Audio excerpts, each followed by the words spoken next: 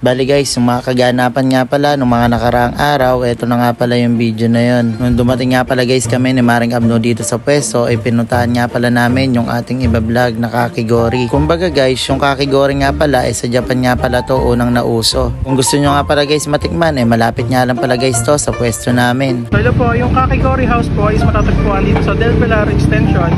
Tapat lang po ng Nueva Ecija Blueprinting and malapit lang po sa Team Abno Siomai. Bukas po kami all day mula 11 AM hanggang 5 PM po.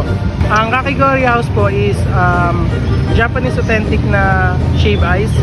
Original po siya na ginawa ni Hiroshi, yung pinsang ko na Japanese.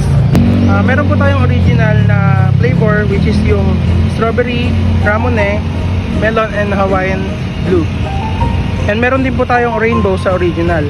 And then meron po tayong dalawang premium na flavor which is yung strawberry and matcha. Nagkakahalaga po yung original natin ng 79 and yung premium naman po natin is 119.